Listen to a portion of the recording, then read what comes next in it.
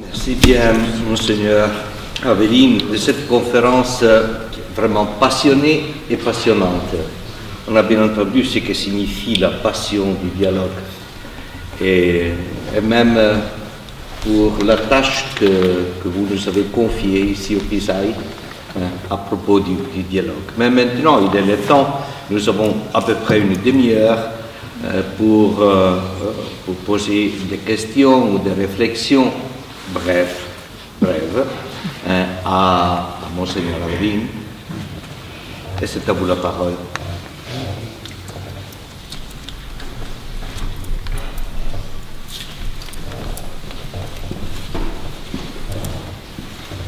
Padre Sergio.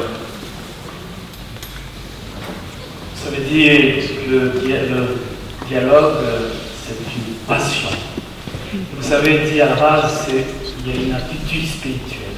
Je voudrais savoir concrètement, d'après votre expérience, quelle serait cette attitude? On attend un moment s'il y a quelqu'un encore. Une questions? Ok.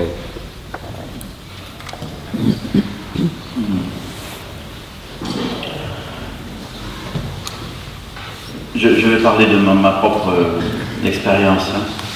Moi, c'était pas un goût personnel, le dialogue interreligieux. J'ai dit tout à l'heure, l'islam, j'étais professeur au séminaire à Marseille, j'enseignais la dogmatique, et puis le séminaire a fermé faute de combattants. Et l'archevêque m'a dit, il faudrait quand même qu'il y ait un centre de formation à Marseille, réfléchir à ce qu'on peut faire. Et à cause de ce qu'est Marseille, que je vous ai dit tout à l'heure, j'ai dit, ben voilà, peut-être il faut faire ça, un centre de formation théologique qui s'occupe sérieusement des questions que pose à la foi chrétienne la pluralité des religions. Mais ça, c'était avec ma tête. Et l'évêque m'a dit, ah oui, c'est très bien, vas-y. Et je ne me doutais pas de là où ça m'entraînerait. Vous voyez, c'est pas par goût personnel, vraiment pas. C'est par prise en compte de la situation où vit mon église à Marseille. Et peu à peu, chemin faisant, je me suis aperçu que, alors parce que évidemment, non seulement ça ne m'intéressait pas, mais j'étais pas compétent. Donc je me suis entouré de gens compétents. Et chemin faisant, je me suis aperçu que, bien sûr, il fallait s'entourer de gens compétents. Bien sûr, il y avait un travail de connaissance des religions, de sciences humaines et sociales du phénomène religieux, de théologie chrétienne, prenant au sérieux la pluralité religieuse, mais que si soi-même, on n'est pas persuadé qu'en faisant cela, d'une façon que Dieu connaît, on coopère au travail de l'Esprit Saint, pour moi, on ne le fait pas. Parce qu'après tout, l'Église, c'est ça sa mission, c'est de coopérer au travail de l'Esprit Saint. Elle confesse que l'Esprit Saint souffle où il veut. Jean-Paul II dit dans Redemptoris Missio, au numéro 28, l'Esprit Saint est présent et agissant non seulement dans les personnes, mais aussi dans les cultures, dans les sociétés, dans l'histoire et dans les religions. Et donc, moi, dans la relation avec d'autres croyants et dans l'approfondissement de l'intelligence de ma foi à la lumière de cette relation, je coopère, j'essaie de coopérer au travail de l'Esprit Saint. C'est-à-dire, en moi, pour moi, dans ma prière, je ne sais pas ce que l'Esprit Saint fait en chacun, mais je sais que je confesse que tout homme, toute femme est créé à l'image et à la ressemblance de Dieu. Et donc qu'il y a en tout homme et en toute femme un désir de Dieu. Et j'observe que des gens vont puiser à des sources très différentes, dans des rites, dans des textes, de quoi nourrir en eux ce désir. Et donc je vais m'intéresser à leurs rites et à leurs textes, mais pas d'abord à cause des rites et des textes, mais à cause du respect que je porte à ces personnes et au travail que l'esprit fait en elle, et donc je vais considérer avec un respect sincère ses manières d'agir et de vivre, ses règles et ses doctrines, ses rites et ses textes, voyez. Mais dans la profonde conviction spirituelle qui peut être ballottée par des vents violents, que c'est le même Esprit Saint qui m'appelle moi dans ma relation au Christ et qui travaille ailleurs. Et d'une certaine façon, l'Esprit Saint peut tout faire, mais il a besoin aussi des témoins du Christ. Il faut qu'à un moment ou à un autre, des gens qui connaissent le Christ puissent dire à d'autres qui ne le connaissent pas, ou qui, soit qu'ils soient religieux, soit qu'ils cherchent, comme dit Paul, un Dieu inconnu, moi je te dis que ceux qui te travaillent, c'est l'Esprit du Christ. Voilà. Et donc c'est dans cette confiance dans le travail de l'Esprit Saint, cette coopération au travail de l'Esprit Saint que se fonde pour moi cette attitude spirituelle. Voilà. C'est une réponse très personnelle, mais...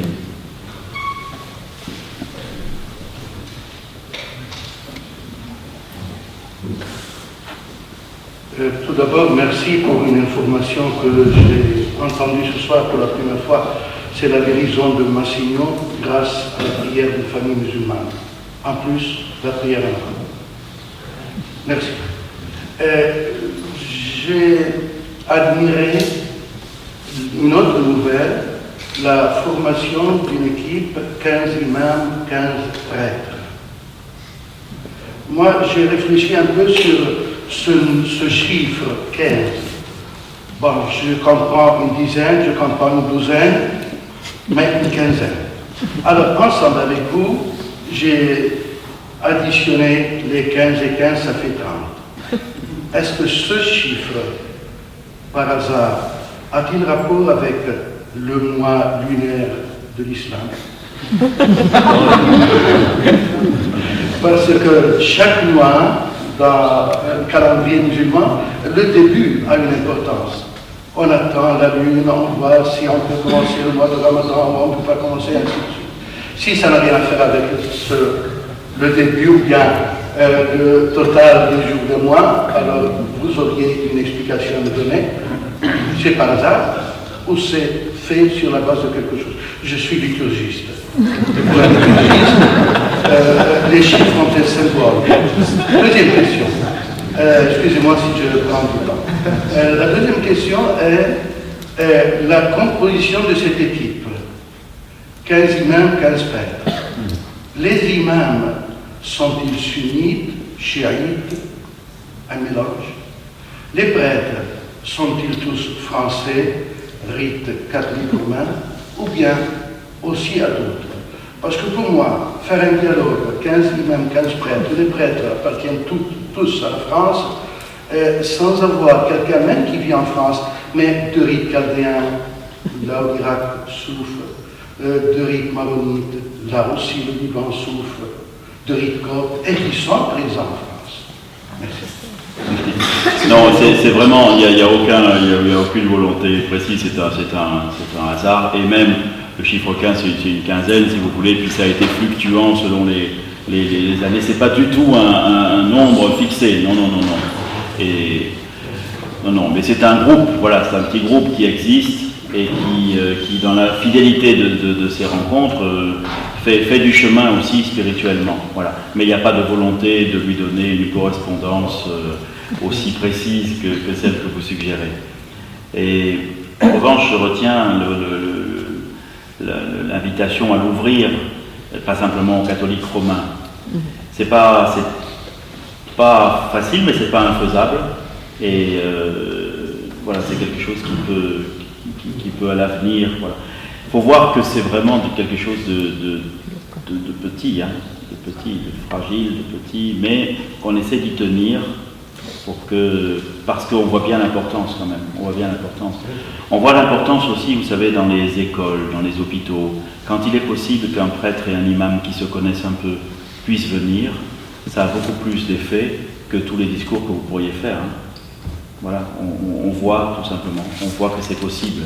On voit que c'est possible. On voit qu'une fraternité est possible qui n'exclut pas les questions. Plus on a pris l'habitude de se parler, et plus on ose se poser aussi des questions qui peuvent fâcher. Mais on peut le faire. On peut le faire. Et ça, nous, comme évêques, nous y tenons beaucoup, même si c'est fragile, et même si on n'est pas toujours à 15, et même si... voilà. Oui. Prendiamo due o tre. Oui, on rassemble Oui. trois questions.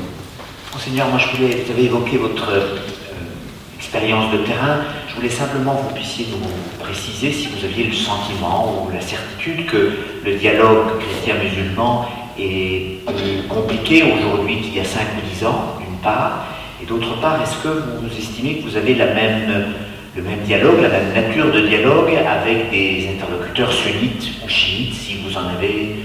J'imagine qu'à Marseille, il y a beaucoup plus de sunnites que de chiites.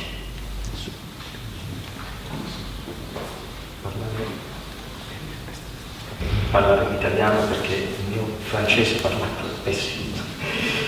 E innanzitutto un piacere di sentirti dopo tanto tempo e sono contento del spostamento dell'asse sul dialogo dal punto di vista della spiritualità, proprio per superare questo tentativo di controllo del dialogo da parte politica, mediatica, eccetera, quindi questo secondo me è una cosa molto bella, molto importante. Però ecco, volevo fare una domanda. Si inizia a parlare di post-secolarizzazione, post-laicità e come cambio di paradigma. Si parla di post-secolarizzazione e di desecolarizzazione. Ecco, volevo capire bene in Francia questo come è percepito, questo cambio di paradigma post-desecolarizzazione e se il dialogo in qualche maniera, uscendo fuori dall'idea di controllo, cioè il dialogo come controllo, come strumento di controllo delle differenze, non possa invece contribuire a riflettere su questo tema, a risolvere o a intravedere un nuovo paradigma di post-secolarizzazione. Merci. Grazie. Troisième. Bonsoir, je m'appelle Marianne. On entend très souvent des gens dire avec une certaine agressivité même, ou exigence, pourquoi les musulmans modérés, ordinaires, ne vont pas tous dans la rue à faire une démonstration et dire nous on n'est pas d'accord avec toutes les horreurs qui se passent, etc. On exige des gens qui protestent. En même temps, j'ai souvent entendu des personnes individuelles dire pourquoi moi je dois assumer ce grand problème, pourquoi moi je dois aller dans la rue et protester. Alors ce que je voudrais savoir, est-ce qu'il y a eu quelque chose de semblable dans le christianisme aujourd'hui ou dans le temps?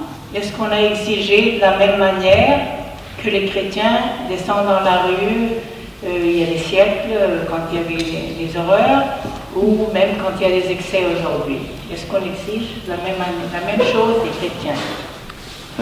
Alors je prends les questions. Est-ce que le dialogue entre chrétiens et musulmans est plus compliqué ou moins qu'il y a 10 ans? Non, je ne pense pas qu'il soit plus compliqué. Il est plus compliqué à cause des crises que j'évoquais tout à l'heure, à cause de la difficulté à l'intérieur de l'islam, à cause de cette difficulté dans les sociétés européennes aujourd'hui, de crise d'identité, etc. Donc il y a plus de facteurs, mais le dialogue en lui-même n'est pas plus compliqué, si vous voulez. Il me semble que les relations entre les personnes, les objectifs qu'on peut se donner, le travail en commun qu'on peut faire, amènent plutôt gagner de la part de l'expérience de ces 10 ans. Voilà. Il y a des points d'appui que nous n'avions pas il y a 10 ans.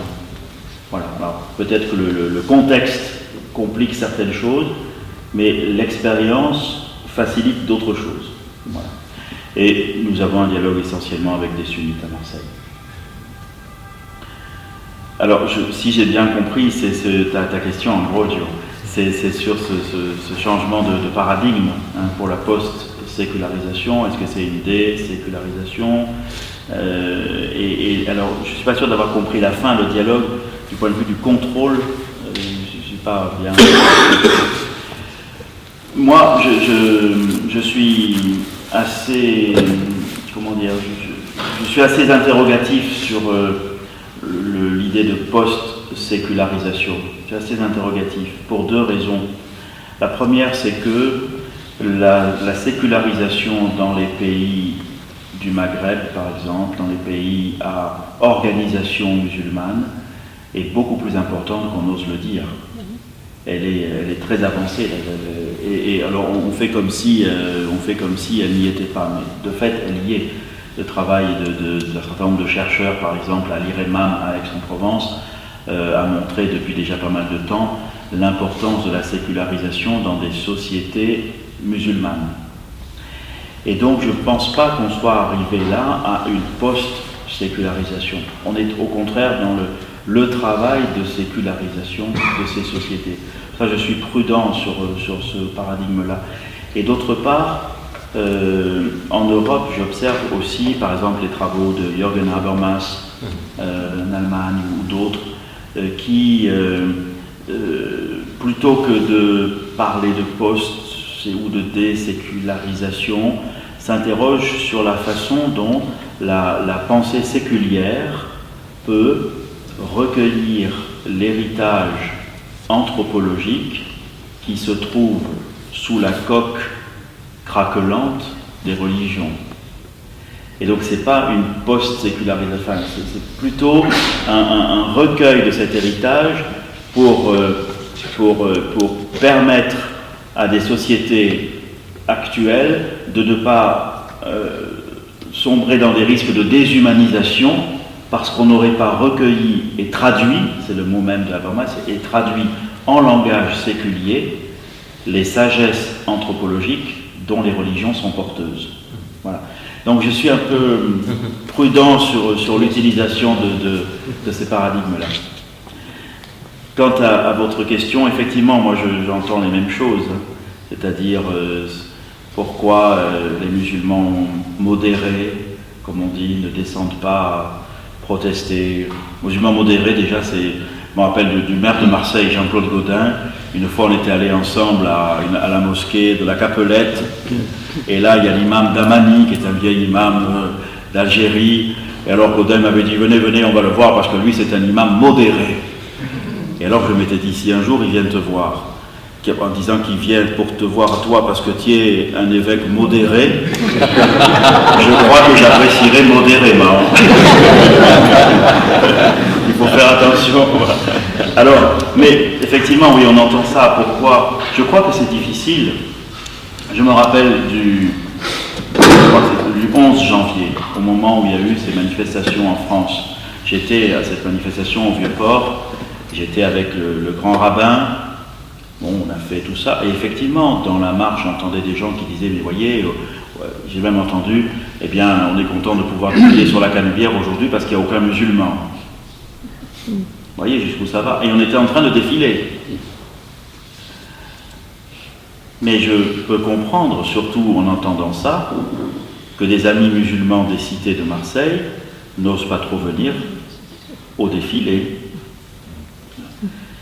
Et en même temps, on a eu besoin, et je crois que ça a été plus fort encore lors des attentats de novembre, d'encourager les institutions musulmanes du pays à s'exprimer pour prendre leur distance et dire comment elles jugeaient les actes de barbarie commis au nom de l'islam. Voilà, donc,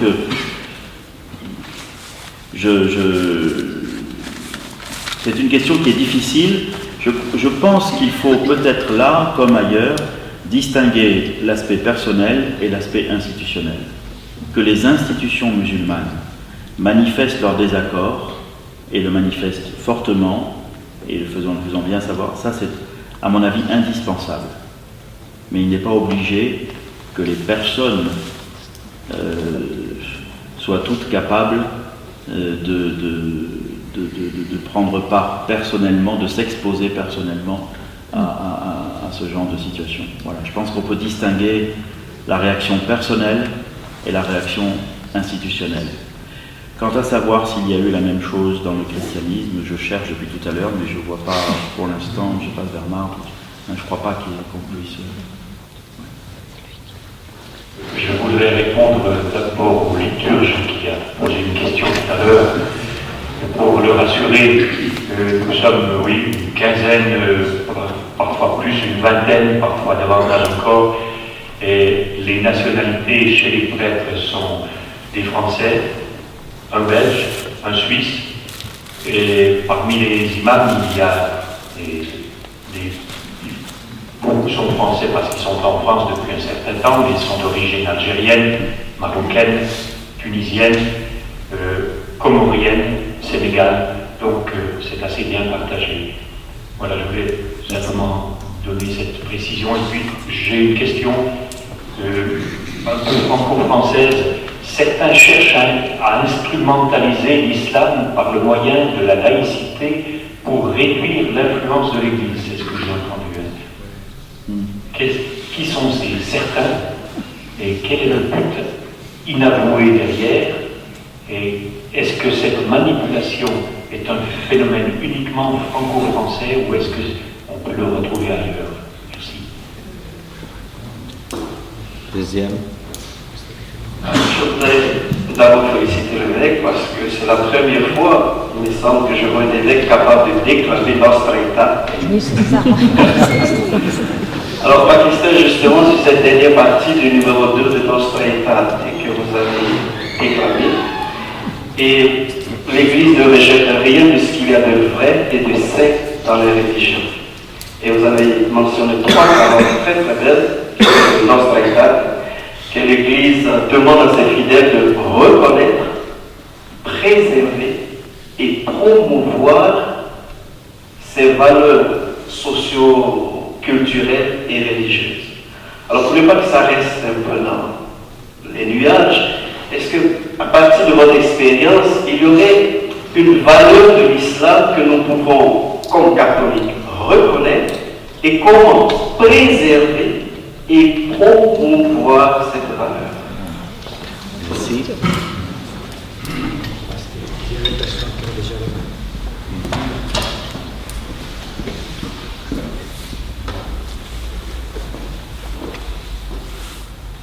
Moi, ce n'est pas une question, mais une contribution à la réponse à la question que Madame a posée tout à l'heure, quand elle a posé la question pourquoi des musulmans modérés ne peuvent pas descendre dans la rue pour manifester, pour dénoncer certaines choses.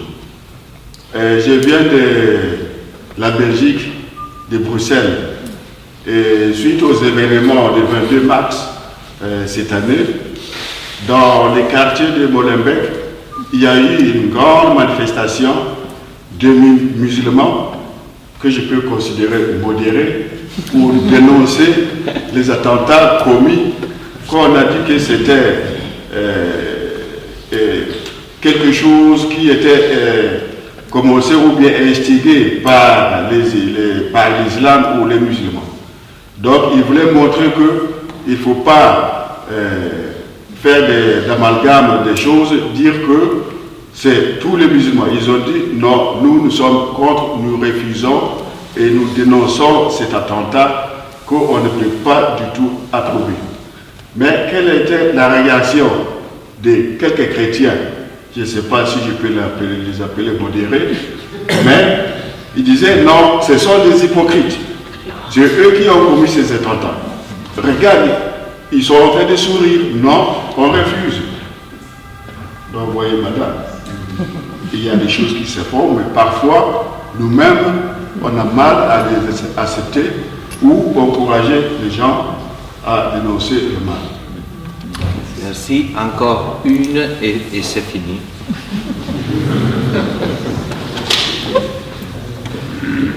La dernière. Merci.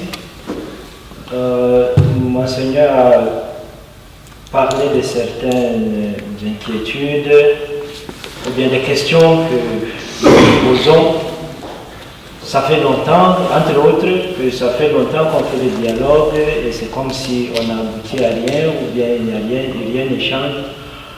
Moi j'ajoute même en disant qu'on a l'impression que les choses vont de mal en pire. Et finalement je me demande, mais à quoi bon le dialogue? Ça va nous amener à quoi? À quoi ça va nous conduire? Merci. Si il n'y a rien qui change et on ne peut pas le convertir, comme quelqu'un qui disait, si vous voulez que je fasse le dialogue, donnez-moi un fusil, parce que c'est le seul langage qu'ils comprennent. Bon.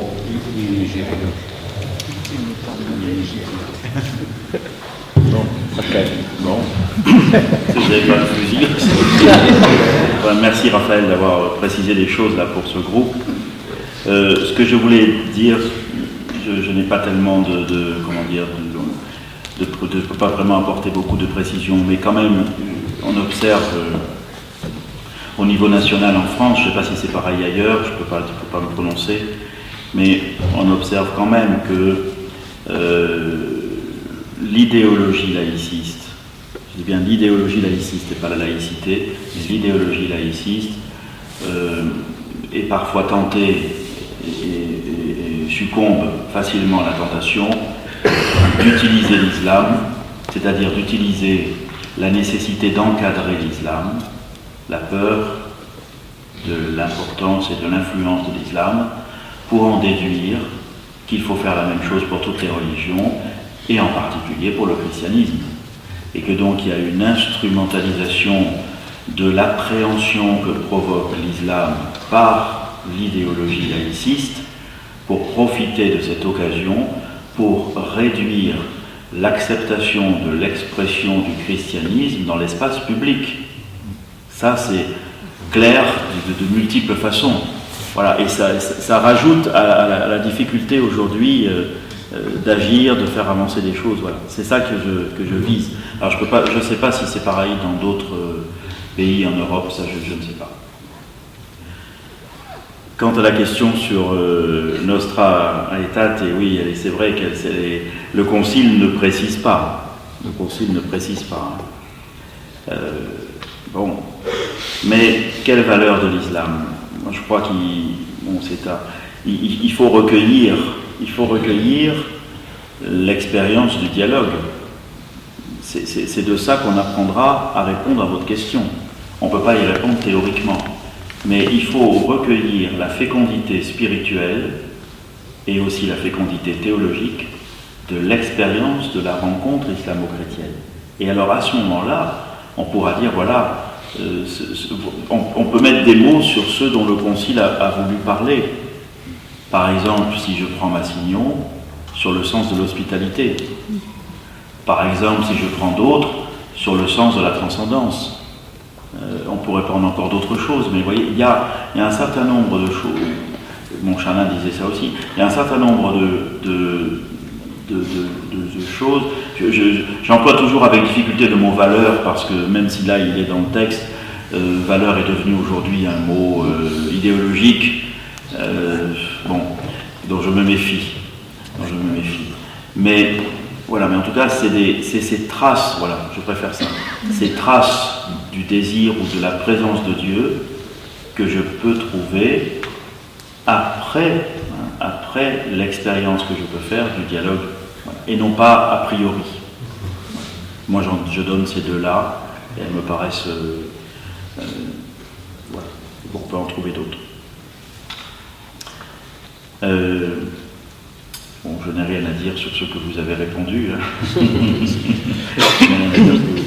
Mais c'est vrai qu'il ne faut pas négliger parfois la difficulté actuelle de nos communautés chrétiennes à regarder de façon bienveillante l'expression de musulmans c'est pas de ces musulmans-là qu'il faut attendre le renouveau intellectuel de l'islam, mais ce sont des musulmans fidèles qui ont voilà, une pratique de leur foi, et parfois nos communautés chrétiennes ont un long chemin de conversion à faire. Il faut regarder avec bienveillance cela. Quand on parle de dialogue, je crois beaucoup, moi, à ce que j'appelle le dialogue des fidélités. Se dire tout simplement comment on est fidèle aux préceptes de notre tradition religieuse. Voilà, tout simplement. Et de ça, on peut apprendre des choses, les uns des autres. Et puis, quant à votre perplexité galopante, il y a des choses qui vont de mal en pire. Et du coup, ça nous plombe la soirée, votre dernière question. Je crois en tout cas qu'elle nous alerte sur la nécessité de bien distinguer le dialogue au sens où on l'entend souvent dans la société, et qui a tout à fait sa raison d'être, mais au sens de ce que les pouvoirs publics souhaitent, et parfois organisent, souhaitent que les religions fassent pour concourir à la paix sociale, qu'on appelle ça le vivre ensemble, on appelle ça, bon. Ça, c'est la fonction politique du dialogue. Voilà. Mais, voyez, je distingue cette conception du dialogue, qui est souvent, encore une fois, qui est souvent ce que l'État, les pouvoirs publics voudraient et organisent pour que les religions concourent à une paix sociale qu'ils n'arrivent plus à faire tout seuls. Parce que tant qu'ils pouvaient le faire tout seuls, il se passait des religions. Mais c'est quand il n'y arrive plus que du coup, il a besoin des religions. Et alors, bon, ça, il faut le distinguer. Ça, c'est fondé sur une théorie sociopolitique du religieux. Et il faut le distinguer sur ce que, théologiquement, on appelle dialogue. Et parce que le mot dialogue a une teneur théologique qui vient chez Paul VI, qui apparaît chez Paul VI avec l'expression dialogue de salut. C'est-à-dire où ça n'est plus ce que l'État voudrait que les religions fassent pour concourir à la paix sociale, mais l'attitude que des croyants chrétiens, au nom de leur foi, estiment devoir adopter à l'égard de fidèles d'autres traditions religieuses que la leur, pour être eux-mêmes ajustés à ce qu'ils confessent de la révélation de Dieu. C'est parce que Dieu, encore une fois, a choisi de se révéler en engageant avec l'humanité en dialogue que nous pensons qu'il y a un dialogue de salut, etc., etc. Mais là, on n'est plus sur une théorie sociopolitique de religieux, on est sur une réflexion théologique et pastorale. Et il faut bien faire la différence, sinon c'est une ambiguïté qui vous plonge dans le pessimisme le plus grand. Et je crois qu'il faut faire très attention, parce que, à un moment, quand les pouvoirs publics, au moins en France, qui jusque-là n'avaient pas besoin des religions, se sont vraiment fait tout pour que les religions puissent s'asseoir à la même table, que monsieur le maire invite monsieur le grand rabbin, monsieur le grand moufti, monsieur le grand archevêque et monsieur le grand vénérable à participer, etc. Et donc les religions, surtout celles qui n'avaient pas trop d'assises sociales, ont été très heureuses qu'on leur donne enfin un fauteuil pour pouvoir parler de choses et pour pouvoir parler avec d'autres, etc. Et il y a une ambiguïté, parce que le jour où finalement vous vous installez dans le fauteuil qu'enfin on vous a proposé, petit à petit, à cause du respect que vous devez à celui qui vous a proposé le fauteuil, vous n'avez plus la liberté critique et prophétique de dire ce que vous devez dire au nom des messages sur lesquels vous pensez et vous prétendez être fondés. C'est-à-dire que le pire du dialogue interreligieux, c'est quand, étant lié au pouvoir politique, il perd sa capacité prophétique. Or, si l'Église n'a rien d'autre à dire que si tout le monde, que ce que tout le monde dit déjà dans l'espace feutré du politiquement correct, mieux vaut qu'elle se taise. Et que finalement des religions dans le fauteuil que la République leur offre, c'est comme vous, si je continue à parler, dans un fauteuil on s'assoupit. Et donc il faut réveiller la capacité prophétique et le message prophétique des religions. C'est ça que les gens attendent, c'est ça que les jeunes attendent en particulier. Ça ne fait pas rêver une religion assoupie, il faut une religion prophétique, il faut des messages qui donnent envie. Et là, du coup, chrétiens et musulmans, comme disait Jean-Paul de la Casablanca, bien sûr, voilà tout ce que nous avons en commun. Bien sûr, voilà tout ce que vraiment nous n'avons pas en commun. Mais cela étant dit, nous pouvons faire des choses. Et c'est librement et prophétiquement, y compris par rapport à ceux qui peuvent nous proposer des fauteuils que nous acceptons, mais tout ce que nous avons à dire ne se réduit pas dans cet espace.